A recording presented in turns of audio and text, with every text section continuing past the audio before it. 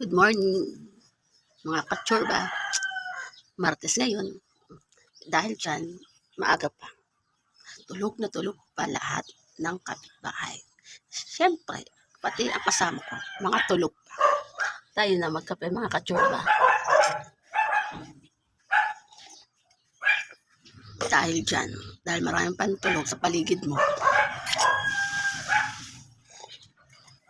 Dahil mga tulog pa sila.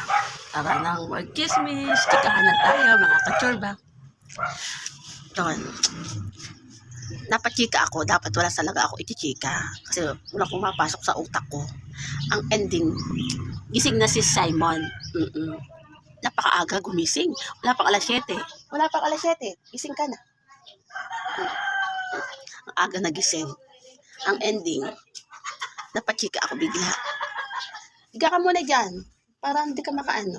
Yan, mag-unan ka. Kasi nga napachika ako bigla. Si Simon kasi, pamangkin namin.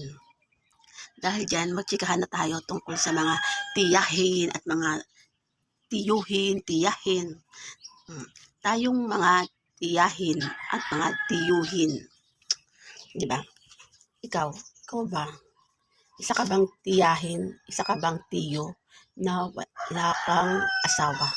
Yung tipong nasa edad ka na para magkaroon ng karelasyon, magkaroon ng asawa, magkaroon ng anak, pero wala ka pa din. Ang ending, pareho tayo. Pareho tayo din tayo. Napansin ko kasi, noong panahon, diba? Noong panahon naman talaga kasi, pag meron tayong mga kapatid, lalo na kung kasama natin sa bahay, na meron tayong kasamang mag-asawa,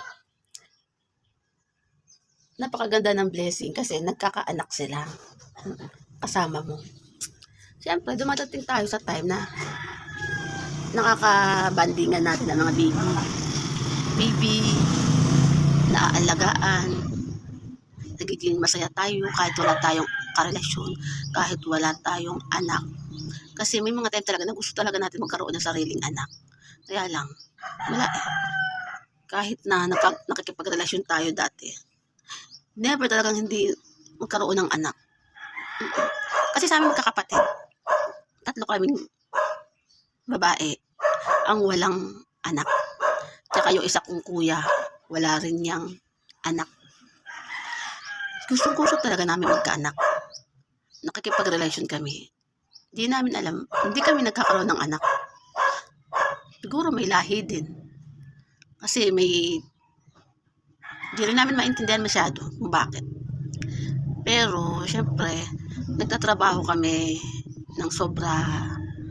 Pero, hindi namin sinosolo ang mga sahod namin. Kahit ikaw, tiyahin, syempre nagtatrabaho ka, diba? Or nag-aaral ka. Dumadating sa time na nag-aalaga ka ng bata. Especially kung busy yung mga kapatid mo na may asawa at may anak, mga busy sila. May time na ikaw mag-aasikaso ng mga bata, ng mga pamangkin mo.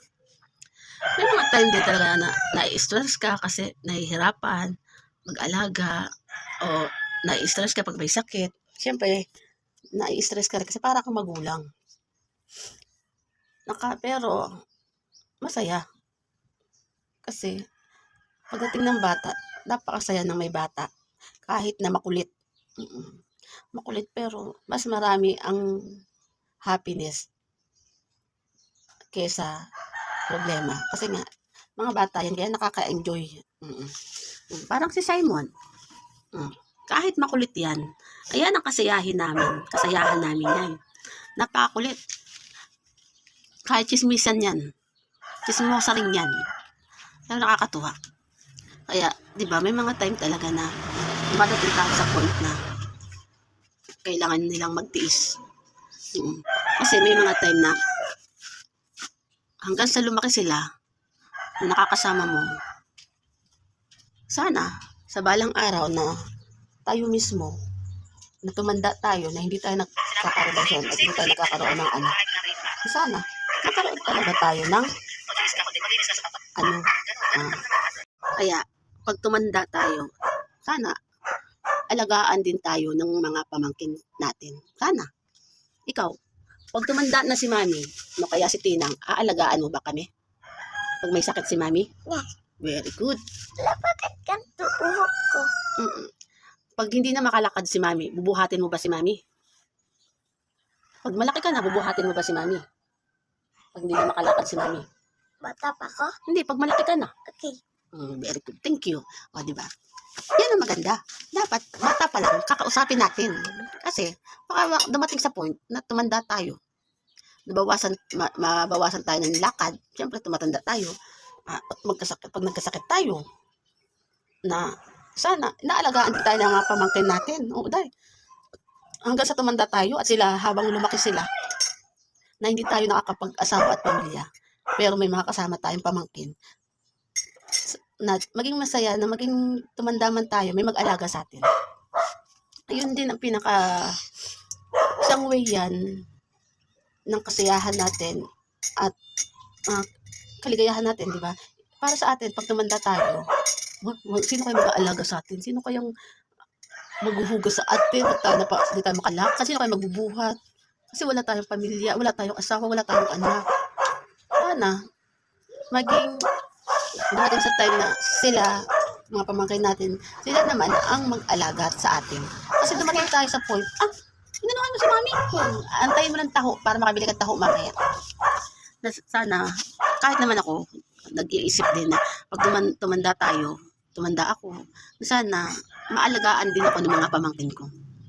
Sa totoo lang kami magkakapatid na 6, tsaka yung isa kong kuya. Di bali 4 kami walang asawa at wala kaming anak. Sana dumating sa point na tatanda tayo. Masipag sila. Pag-aalaga din sa atin.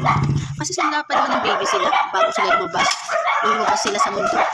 Tayo mismo ang nag-aasikaso. Tayo nag-aalaga. Tayo mismo pag nadapa sila, pag umiyak sila, pag nagugutom sila, tayo rin ang tumutulong para maging masaya yung bata na alagaan natin. Tama ba, di ba? Kaya sana tayong mga tiyuhin at tiyahin, pag tumanda tayo, nakasama ang mga pamangkin natin, sana matulungan din tayo. Hindi sa physically, hindi sa pera, pero sa pag-aalaga sa atin bilang magulang. Sana alagaan din tayo. Diba? Kasi hindi naman dumating sa point na dahil nakasama natin sila na wala tayong sarili natin anak at walang asawa. Mami, matagal pa yun? Nadinedod na natin sila pag kulang sila ng dede, ng gatas, ng bili ng candy, bili ng laruan, pag nagtapas sila, pag naiyak sila. Dumadating tayo sa point na kino-cover natin yung bata kahit pinapalo minsan ng magulang. Pero tayo mga tiyuhin at tiyahin, tayo ang nagiging cover sa mga bata. Kumbaga, para sa mga pamangkin natin, tayo yung cover nila, na inalagaan nila tayo. At pag napapagalitan sila ng mga mama at papa, tayo mismo ang napunta.